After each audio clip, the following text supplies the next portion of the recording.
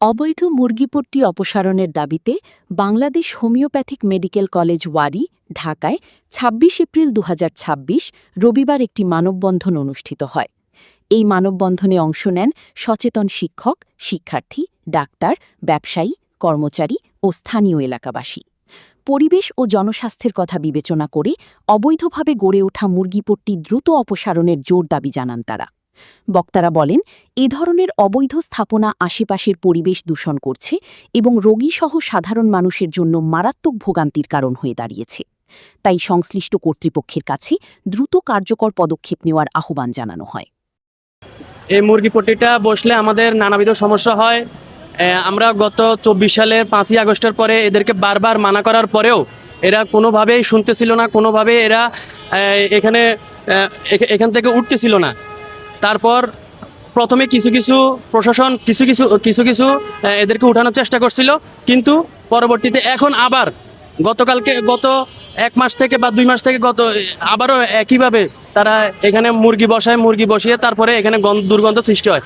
আগামীতে এখানে বর্ষাকাল হবে, বর্ষাকালে দেখা গেছে যে মুরগির এই গন্ধগুলা, এই যে রোগ জীবাণুগুলা, এগুলা জনগণের জন্য খুবই দুঃসাধ্য হয়ে আসবে। আমাদের এখানে এই যে আউটডোরে নানা জায়গা থেকে রুগী আসে, নানা স্থান থেকে রুগী আসে। এই রুগীরা সবসময় আমাদেরকে কমপ্লেন করে থাকে যে আপনাদের এই যে মেডিকেলের সামনে এই যে অবস্থা, এই অবস্থা যদি দূরীকরণ না করেন তাহলে আমরা এখানে কিভাবে চিকিৎসা নিব, আমাদেরকে সবসময় ওনারা কমপ্লেন করে। কিন্তু আমরা বারবার বলা সত্ত্বেও এখানে ভ্যান গাড়ি এবং এখানে মুরগির পট্টিওয়ালারা কেন যে এখানে আসে আমি বুঝি না। এদেরকে সিন্ডিকেট দেয়, কারা এখানে সিন্ডিকেটের প্রশ্রয় দিয়েছে। আমরা এর বিরুদ্ধে সোচ্চার থাকবো, এর বিরুদ্ধে সবসময় আগামীতেও এবং পরবর্তীতেও এখানে আমরা তাদের বিরুদ্ধে সবসময় সোচ্চার থাকবো। আমরা এদের বিরুদ্ধে প্রশাসনিক যত রকমের কার্যক্রম আছে সব ধরনের কার্যক্রমে আমরা তাদের বিরুদ্ধে অবস্থান নেব। এদের বিরুদ্ধে বা তাদের বিরুদ্ধে বলতে কাকে আপনারা মিন করতেছেন? আমরা এদের বিরুদ্ধে এখানে সিন্ডিকেট কারা আছে, আসলে সিন্ডিকেটগুলোকে আমরা করতে হবে, চিহ্নিত করতে হবে।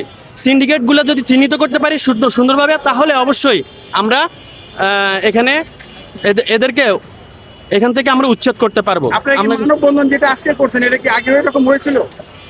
আমরা গত ২৪ সালের ৫ই আগস্টের পরপরই মানববন্ধন এবং আন্দোলন এবং এখানে স্লোগান সহ আন্দোলন এবং অনেক বড় একটা মিছিল হয়েছিল, তবুও তারা এখান থেকে কোনোভাবে সরতেছিল না। তারা অনেকদিন যাবৎ এখানে এসে নিজেদের মতো করে, মানে এই কলেজের সামনে একটা যে প্রতিষ্ঠান, ঢাকা বিশ্ববিদ্যালয়ের একটা কনস্টিটিউশন, একটা প্রতিষ্ঠান, এই প্রতিষ্ঠানের ভিতরে তারা এসে যেভাবে অবস্থান করতেছে, মনে হয় যেন এটা তাদের বাপ দাদার সম্পত্তি। এটি তাদের বাপ দাদার সম্পত্তি। ধন্যবাদ।